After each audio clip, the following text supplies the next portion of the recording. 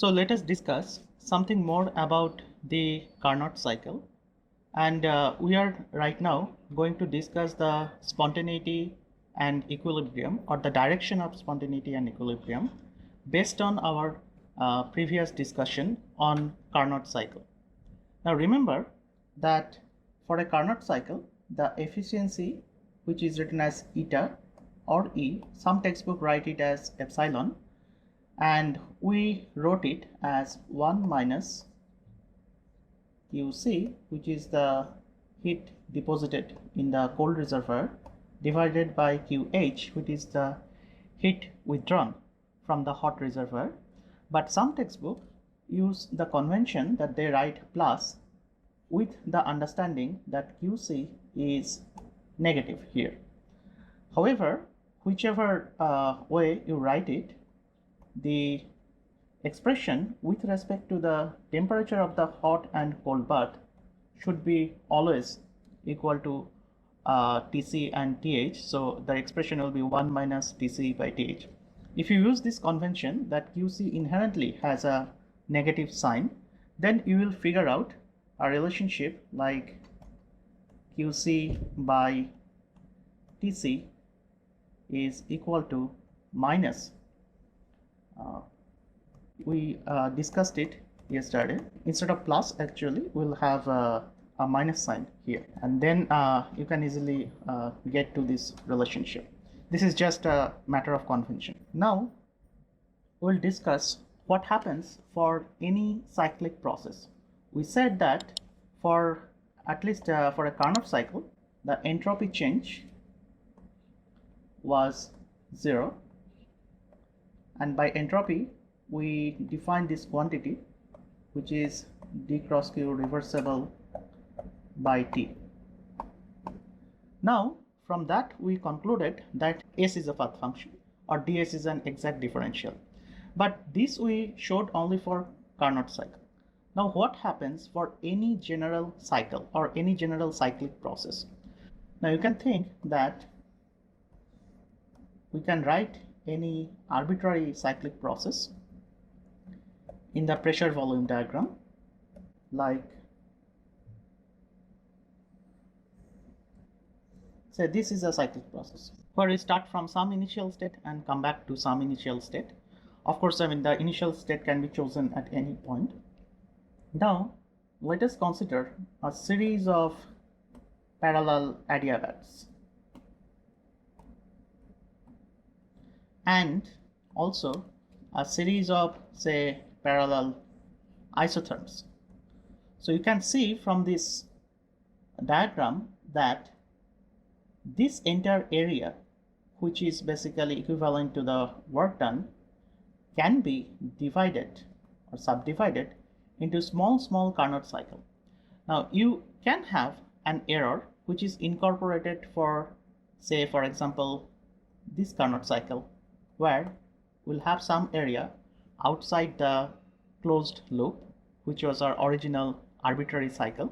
However, you can imagine that if you make this difference or between these adiabats and the isotherms infinitesimally smaller, then you can actually minimize this error, and in the very large limit or large number of adiabats and isotherm, you can show that the increase in the area for this cycle is actually compensated, for example, by the decrease in area for some other circle, which is for example here. Here I'm considering only this area, however some area is excluded. So by logic we can always say that for any cyclic process, if we take the quantity which is dq reversible, or the reversible heat change at constant temperature, that will be always equal to 0, or ds is always equal to 0, or S is a state function. Now this, remember, is for what is the condition for a closed system. For an open system, that doesn't hold, because for open system the mass is continuously exchanged. So it is a closed system that can exchange only energy in the form of heat with the surrounding, and also it can perform or work, or surrounding can also perform or work on the system. And also the second thing, we considered that it is a reversible process. If the reversibility is not maintained, then we cannot write this equation, because remember, this is the heat withdrawn in the reversible process. Now this is very important, that ds is identical to the heat withdrawn for the reversible process. So the automatic question that comes up, what will be the ds for an irreversible process? Because we often encounter irreversible process in nature. So let us first try to give a molecular interpretation of entropy. Now, if you remember that when we were discussing the Carnot cycle, we had to add isotherms, and there are two adiabats which are connecting the isotherms. Now, when we do an isothermal change, we know that the energy of the system does not change, because the energy or the internal energy of the system depends only on the temperature of the system. So just by changing volume does not change the internal energy of the system, whereas during the adiabatic process the energy of the system changes, and we know that there's a drop in temperature, because this isotherm was a temperature which was in equilibrium temperature between the system and the surrounding, keeping the temperature equal to the hot reservoir, which was TH. And similarly, this isotherm is for an isotherm at TC, where TH greater than TC. So in order to connect these two isotherms, the temperature of the system must have dropped when we made this adiabatic expansion. Now, in both cases, if you think in this way, the volume of the system is changing. Question is, why in one case the temperature is dropping, in the other case the temperature is not dropping? Of course, for isothermal case the temperature should not drop because it is isothermal, but then why the internal energy is not changing? Now we'll give a very simple molecular interpretation, thinking that of the system as a particle in a box. You know that for a particle in a box, the energy of the box, energy of the system actually goes over 1 over goes as basically n square, and as a function of length it goes as 1 over length square. So let us assume that we have many energy levels, like n equal to 1, n equal to 2, n equal to 3, and so on. And then there are n1 number of particles in level 1, n2 number of particles in level 2, n3 number of particles in n equal to 3, and so on. Now let us just, for the particles, we mean, suppose say the molecules of the ideal gas. Suppose I'm just writing some numbers very arbitrarily. I wrote 8 here, 4 here, and say 2 here. Now suppose this is a distribution. Now what sets this distribution is temperature. Now how this distribution is set, if you remember, we discussed it, that the probability of having the molecule in a particular n, where n is their quantum number, where actually the probability is nothing but the fraction of the number of molecules. We are using small n here, so we can actually change the notation a little bit. Instead of small n, we can just write this as capital N for the number of molecules, and we write it here as capital NN by n total, where n total is the total number of molecules.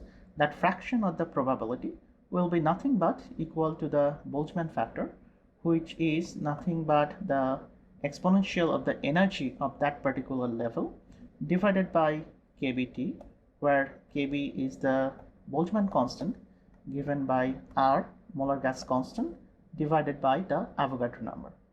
Now this is a distribution. It's a specific distribution where I have 8 molecules in the n equal to 1 state, 4 molecules in n equal to 2 state, and 2 molecules in n equal to 3 state, or so on. So this is a particular distribution. or the probability is actually fixed in this case, which I'm writing as Pn. So if we know the Pn, we can easily predict what is the probability of having a molecule in some specific energy state. Now suppose we are expanding the gas or the ideal gas. By expansion, we mean the length of the box will change, because remember how we expanded our system, that if we have a piston like this piston will now move so that the gas now expands to this state, which means actually in effect by changing volume we mean the linear distance of change in piston, which means according to our particle in a box model, one direction of the box is changing, which or one particular direction, which can be any, we can choose any arbitrary direction for that. But the bottom line here is that the energy of the system now should drop down. So all these levels or energy levels will now come closer together, since it varies as inverse of L square. Now suppose we had initially 8 molecules here, we had 4 molecules here, we had 2 molecules here. If you do not supply heat from outside, then we cannot make a transition from this level to that level and this level to that level. Why it is necessary? Suppose we are keeping the temperature constant. If we keep the temperature constant, now we have a problem, because the energy levels has changed. And since the temperature is constant, the distribution should also now change. We call it as, say, Pn prime, the new distribution. Now, since the energy levels have changed, T has not changed, which is for the isothermal case, then the distribution must also change. And by changing distribution means we'll have more number of molecules, in this case in the excited state, than the previous case. Now, since it involves a promotion of the molecules from the ground state to the excited state, which means that heat must be supplied to the system to cause this transition. And that is why this QH, when it was supplied to the system for any isothermal process, heat exchange has to be there, because the system is reversibly expanding and the energy levels are going down, and then there will be probability of having the molecule in the excited state will increase. So that will maintain the temperature system. You could have said it in other way, that in order to maintain the temperature of the system same, the distribution also must change. So we'll have a new distribution where probably we'll have, say, here we have 6 molecules, we have 5 molecules here and 3 molecules here. So we have some distribution like 5 and sorry, this was basically 6 molecules are here, you have 5 molecules and you have 3 molecules here. So this is a new distribution which we are calling as Pn prime. However, for the adiabatic situation, what happens? The distribution does not change. Why? Because we did not supply any energy to the system. So the energy levels were changed because the energy levels came closer together, just like the isothermal expansion, but the distribution cannot change because we have no heat flow to cause this transition. So we'll have the same distribution, which means the Pn should be the same as my old Pn, which is e to the power minus En by kBt. But now remember that En has changed to En prime because it's a new energy level. So in order to keep the distribution same, the temperature of the system must also drop down, so that En prime by T prime is equal to En by T. So that's why in an adiabatic process the temperature drops down, whereas in the ideal in the isothermal case the temperature of course does not drop down there. But if you look at in the molecular way, what you just saw is that for an isothermal case, the temperature is kept fixed, but the distribution is changing. Now, you can ask this question that how the internal energy or the total energy of the system is changing. That we discussed briefly the other day, that you have to calculate the average energy, which is nothing but this. You have to take the energy per level and multiply it by the probability of having the molecule there, and then you also have to integrate or take a sum over all these energy level, and then only you can calculate some quantity which is equivalent to average of that energy. So that if you calculate, then you will realize that how this total energy or the average energy is constant for the isothermal case, but it is not constant for an adiabatic case.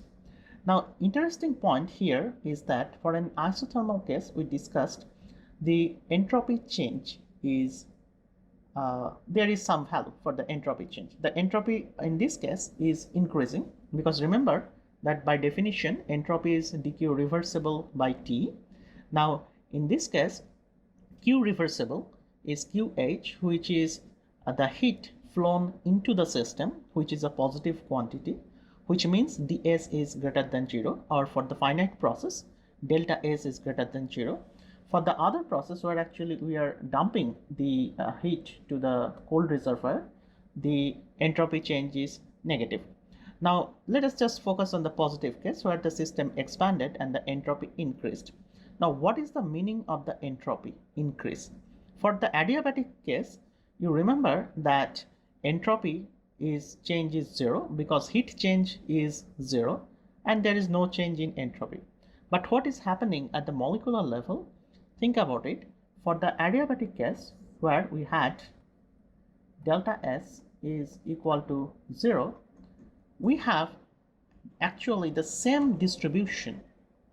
However, for the isothermal case where we had, in this case, expansion, where we had delta S is greater than 0, we have a very interesting situation where we are changing the distribution itself.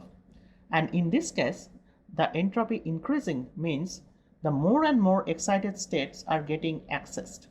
So what we just learned is increasing entropy means the system actually gets adjusted to a state where more and more number of accessible energy levels are occupied. Whereas if we keep it fixed, that the distribution, or suppose at a final we had only many energy levels but only 3 of them are occupied, and here we can actually had a situation where in the same token that all the higher lying energy levels are also occupying, because if you keep the temperature constant and if you allow the transitions to happen, you are more likely to occupy the higher lying energy levels also. So in that way you can assume that the distribution totally changes for the isothermal expansion, and you are actually populating more and more energy levels, which actually increases the system's degrees of freedom, internal degrees of freedom, which means actually the entropy is positive. And in the adiabatic case, we did not change the distribution. So whatever was the from a probabilistic point of view, the distribution of the internal energy levels are accessible energy level to the molecules, that remains constant. So the entropy change was 0. Now let us move on and first discuss that what are the entropy changes for some processes which we experience day to day. By entropy change we mean from some state, suppose 1, to some state to which is 2, we are making a transformation, and we are just asking this question, what is the ds associated with this system? Or since it's a finite change, we are asking this question, what is the delta S of this system? So delta S will be nothing but the integral over ds for going from state 1 to state 2, which is S2 minus S1. And since you can see that S2 and S1 are nothing but the values of entropy, of the system in state 2, and when the system is in state 2, and when the system is in minus when the system is in state 1. Now here by delta S, or the calculation of entropy, we are always calculating, remember, the S of the system, or the delta S of the system, because it's associated with some change. What happens for the delta S for the surrounding, that we will also discuss in a while.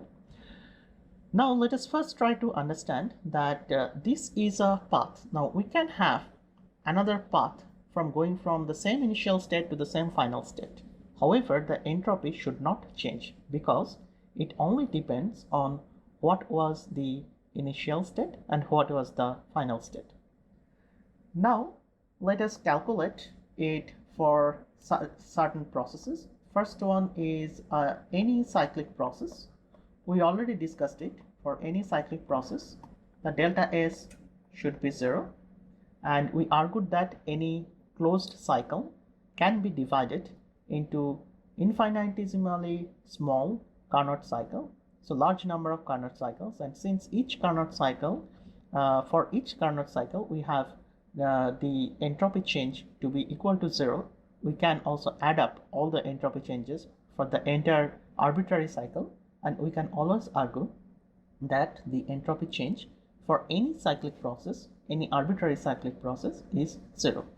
Similarly, we also discussed for any adiabatic process, or better to call as reversible adiabatic process, because by definition the entropy change is equivalent to reversible heat change divided by T.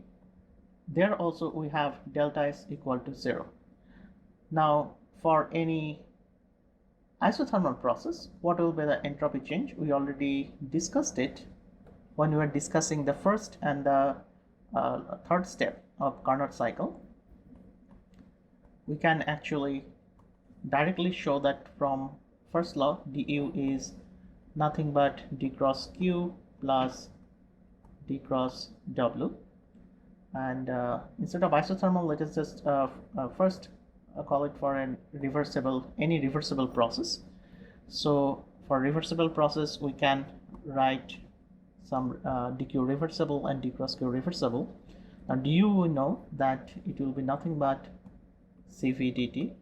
D cross q reversible, we are just keeping as it is because we'll connect it to the definition of entropy, and d cross w is nothing but p opposing dv with a negative sign.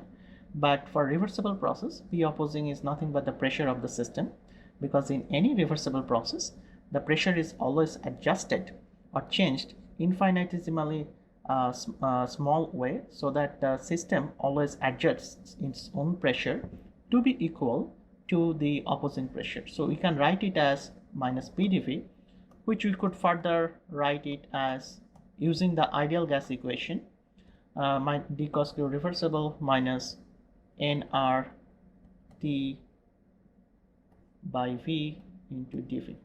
Now we can organize it, and you can easily see that this ds, or the delta S, will be integral over ds, which is integral over d cross q reversible by T, which is nothing but Cv dt divided by T, because we are dividing the equation by T, the temperature throughout, and we have here nR integral of dV by V that we saw the other day. And remember that usually we for calculation will assume in most of the cases that the Cv, or the heat capacity at constant volume, does not change over the change which we are making when we are changing the temperature of the system. Now let us consider what happens for a constant pressure process. For a constant pressure process, so before that, if it is an isothermal process, remember that this term will be also 0, because for any isothermal process we know that the heat change, or the dt, will be 0. And we remember that we did not write for du, we did not write the second term del u del vt, because we just showed an example for an ideal gas for which del U del Vt is 0. Now for any constant pressure process, you can think that the entropy change will be nothing but dq reversible by T, but this dq reversible is at constant pressure also. Now we know from the definition of enthalpy that heat change at constant pressure is nothing but enthalpy of the system. So this is nothing but integral of dH divided by T, constant pressure. So if we just write the integral sign like this, so we can write it as delta H by T. So what it says is that the change in entropy can be associated with the enthalpy change of that process, and we'll use it to calculate, for example, what is the entropy change which is associated with, say, for example, boiling of water. Then for that we'll use the delta H for boiling for water, and then just simply divided it by T, where the T is the boiling temperature, which is 100 degrees centigrade for water. And then you can easily calculate how much is the delta S involved, or the entropy change involved in that process, which is boiling of water. Now let us move on and then calculate some entropy changes of other system. But before that, let us try to define that what is the entropy change of the universe. Now there is a statement which is at the bottom, entropy change of the universe. It says that it is unchanged for any reversible process. Now let us try to understand that for any reversible process, what we have is that ds of the universe is nothing but ds of the system plus ds of the surroundings. Now for the ds of the system, we have d cross q reversible by T, minus we also have d cross q reversible by T, but here the first T is for the T of the system and the second T is the T of the surrounding. Now why I used a minus sign? The reason is that when the system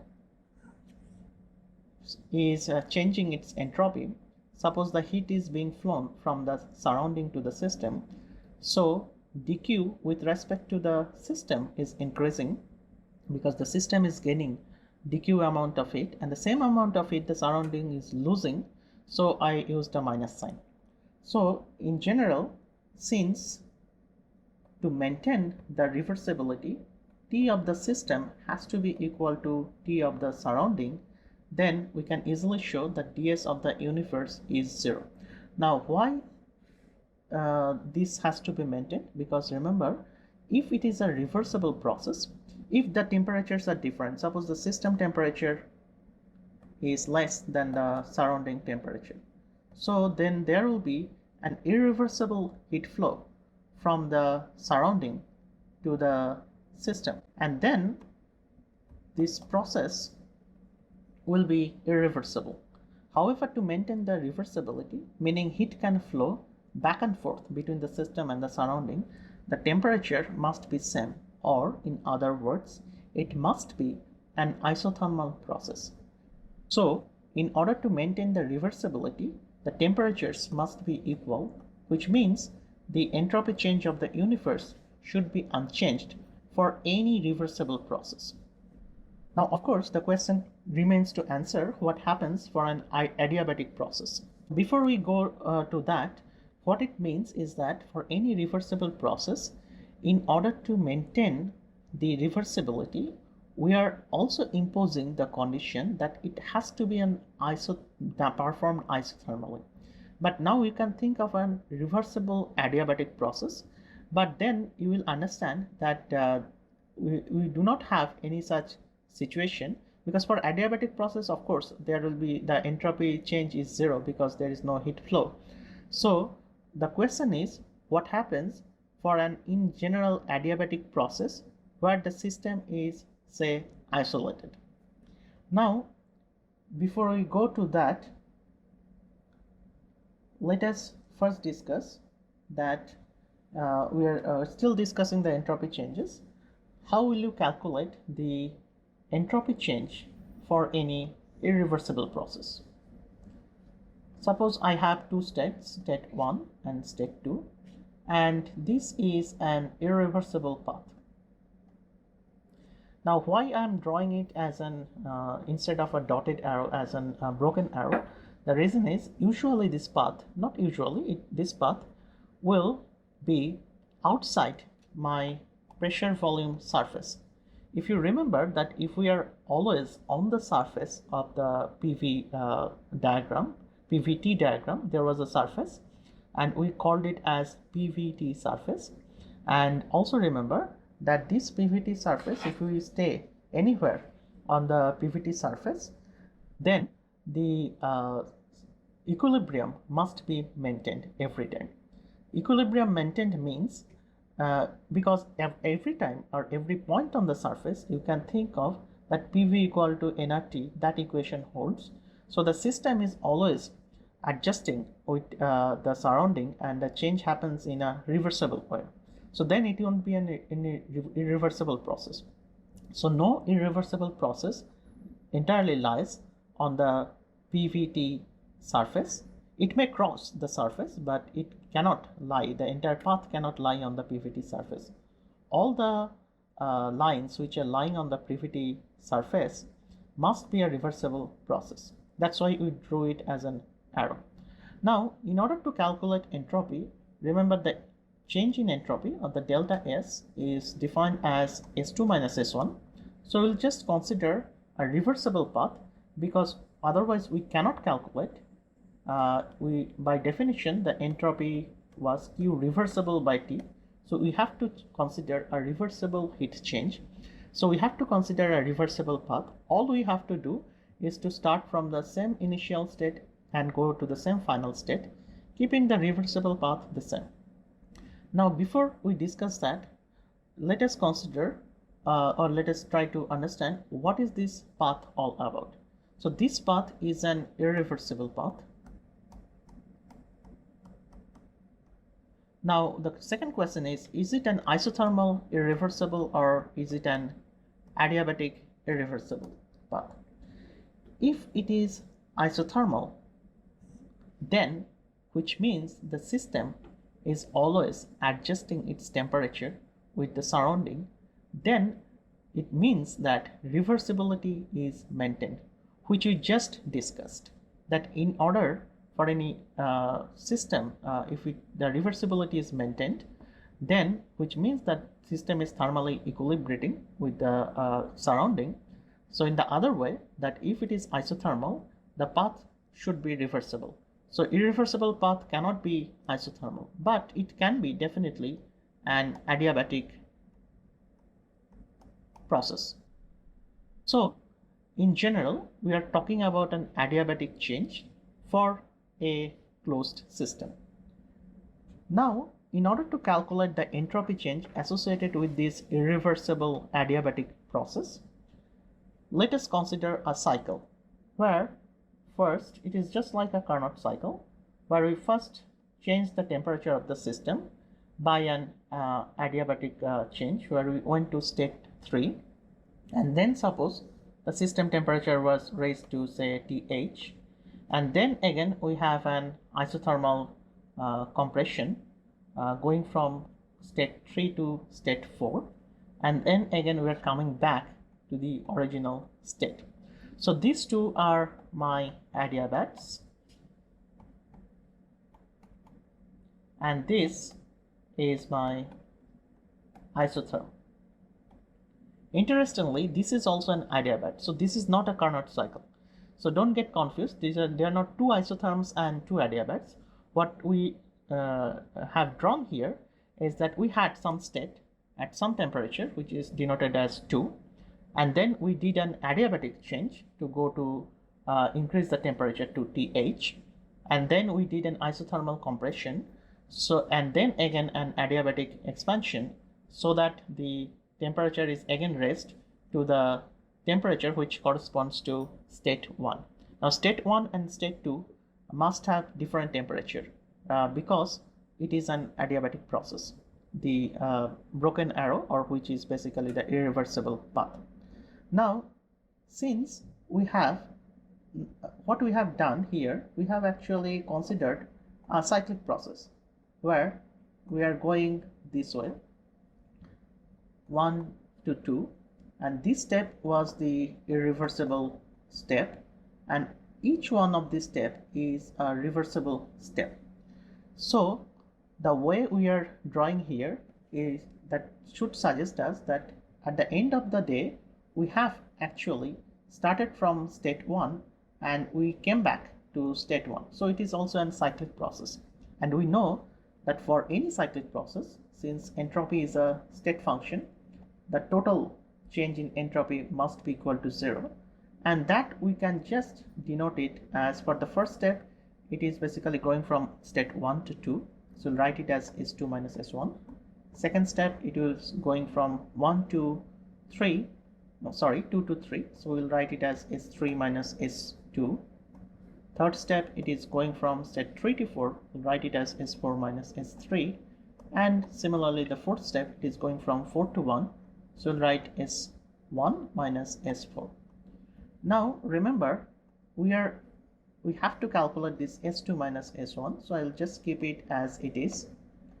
For the second step, it's an adiabatic step, so I'll write it at 0, because for adiabatic reversible adiabatic process, the entropy change is 0. However, keep in mind that we are considering a irreversible adiabatic process for which entropy change should not be 0. We'll see that it can be 0, it can be non-zero, but we do not know. But we cannot decide it right now because we do not know. All we know that for any adiabatic reversible process, the entropy change is 0. So for S3 minus S2, this step, it is 0. Similarly for this step, S4 minus S3, we had some heat flow from which is associated going from 3 to 4. It can be heat flow inside the system, it can be heat flow outside the system. In this case, it's a compression, so you can understand that this heat flow is from the system to the surrounding and must have a negative sign. We are coming to that. And the temperature, since it was an isothermal process, the temperature was kept constant, and of course it was done reversibly. The entire path is reversible, and again in the step 4, it was an adiabatic reversible process, so the entropy change is 0. So what we get is S2 minus S1 is nothing but negative of Q3 minus 3 to 4 step divided by TH. Now the question is, what is this? So that if we understand, if we ask this question similarly, that what is the associated internal energy change, that is also 0, because it's a cyclic process and energy or internal energy is a state function. So we could write that this is nothing but dq reversible by T, because it's a work done for the entire process, and we can just write it as dq d cross q reversible and plus some d cross w. Now why I'm writing reversible? Because the work done was associated only with the isothermal expansion, but it's not necessary to write it as a reversible. It is obvious that it is reversible, and for that we know that the work done is only associated with going from 3 to 4. So the expression for the work done will be nothing but minus of 3 to 4. Now if the work done in this case is positive because it's a compression work, which means the Q34 has to be negative.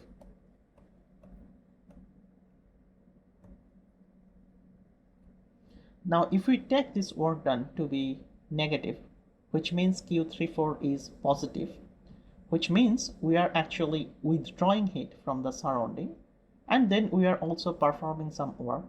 But then in the cyclic process, you can see here that the work done here is exactly equivalent to the heat withdrawn, which doesn't violate the first law of thermodynamics, but it violates the second law of thermodynamics in the sense that we are saying that we withdraw some heat from the surrounding and completely converted this heat into work, which violates the second law.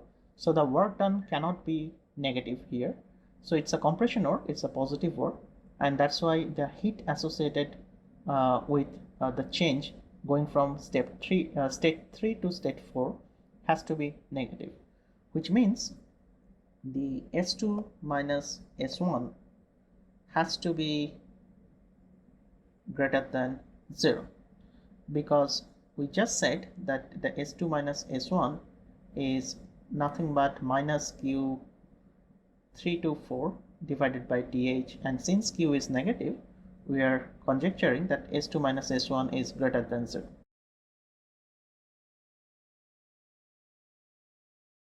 We saw, but the possibility that S2 minus S1 less than 0 is also ruled out, because we just said that if this is true, then it violates the statement of second law, that complete conversion of heat into work is not possible. So we are also removing this possibility. Now there we have a third possibility, and that is S2 minus S1 is equal to 0. We have not yet ruled it out. Now think about it. If this happens, then what will happen? The associated heat change will be 0, and since we had a cyclic process, the associated delta U, which is nothing but U, which is nothing but the cyclic integral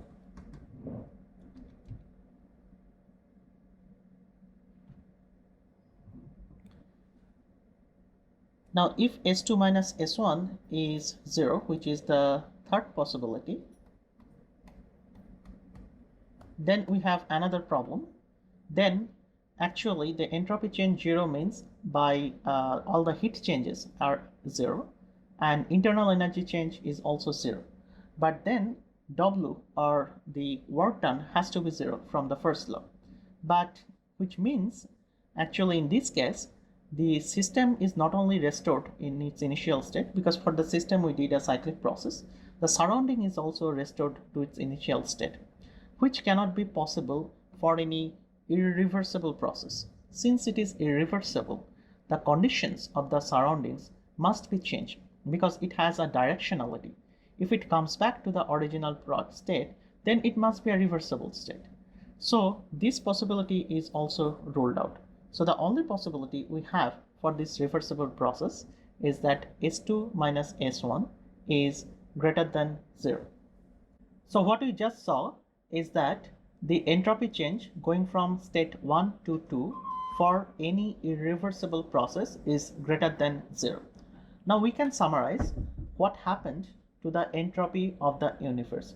Remember that we showed that the entropy of the universe for any reversible change was 0, and just now we showed that delta S of the system is greater than 0 for an irreversible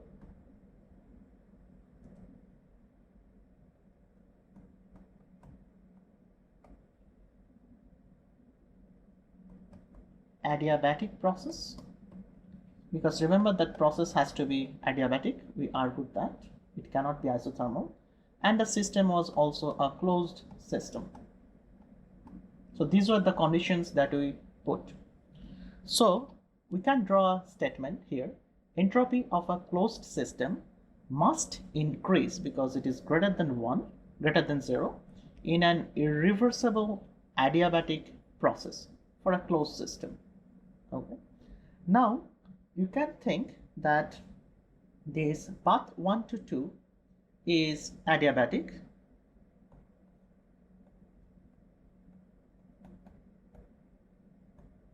so no heat exchanged from the system to the surrounding, and we already took the system to be a closed system, which means we can think that this system also to be an isolated system.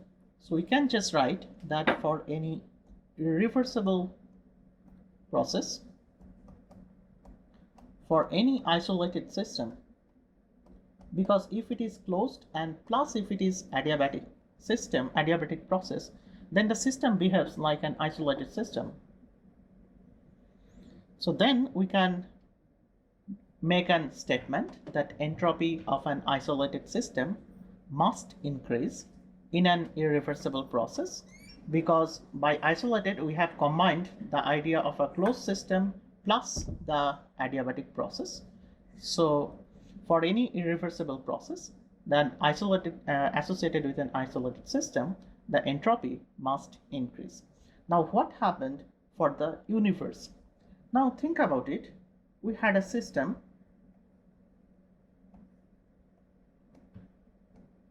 that was basically interacting with the surrounding, but the system is interacting with the surrounding in its vicinity surrounding, but the system and the surrounding together can be considered as an isolated system, because the surrounding maybe some part of the surrounding is also interacting with some other part, but we are considering the part which is associated with the system is just isolated from the rest of the world. In fact, there is no rest of the world, because this is just system plus surrounding, which is the entire world or the entire universe itself. So the universe all by itself is of course an isolated system. We made this statement when we discussed the definition of an isolated system. Now, which means the delta S of universe will always be greater than 0 for an irreversible process, because for any irreversible process the system plus surrounding is already an isolated system, and we saw that for a reversible process delta S universe was 0. So we can combine these two to write that delta S of the universe should be greater than equal to 0 for any process. If it is greater than 0, it is an irreversible process. If it is equal to 0, it is an reversible process. So we can make a statement that the delta S of the universe, or the entropy of universe, is positive, or entropy change of universe is positive for irreversible process, or it is 0 otherwise, meaning for any reversible process it is 0. Thank you.